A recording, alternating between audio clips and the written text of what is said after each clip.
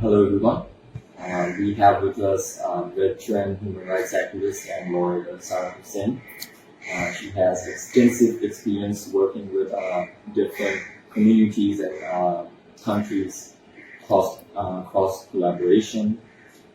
So, thank you for joining us. My first question would be: you work with SARC countries, and you've experienced their people, their culture, and the government as well. In your experience, what are they like, and what unites us, and what are the similarities? Because I've worked with all South countries, I've worked in the Maldives and I've worked in Pakistan at the time, but I have in the other countries. And I think in terms of what's common, we mostly, at least three of our countries, have very common legal systems. All of us have very common cultural kind of issues and backgrounds and histories. And obviously, in terms of the people, most of us have had at least we have a history that before we had borders dividing us was very common in many ways.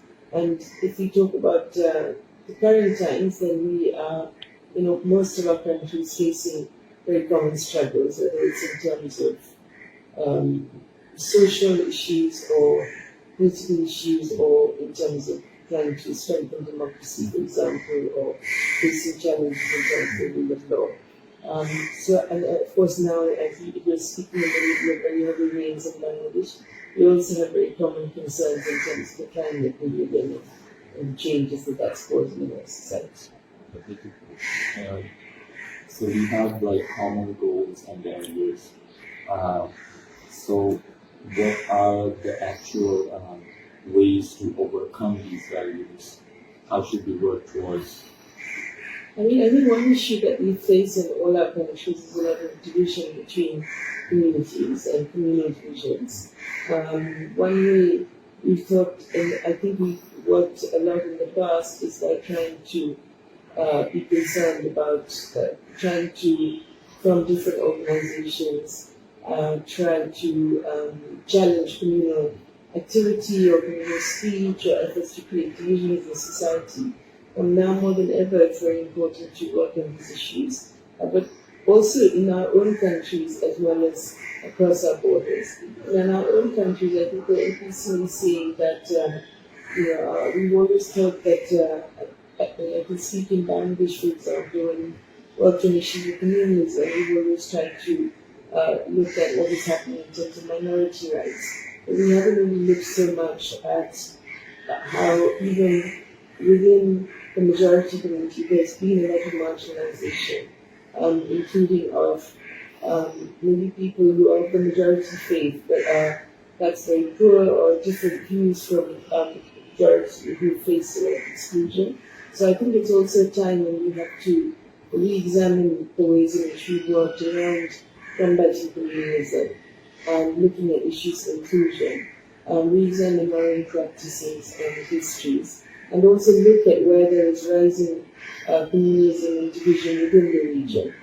So, for example, we know that our neighboring country, India, had been a place we thought in the past was a place which was perhaps speaking up for issues of inclusion, which now is driving the whole agenda in terms of division, actually, inclusion, exclusion.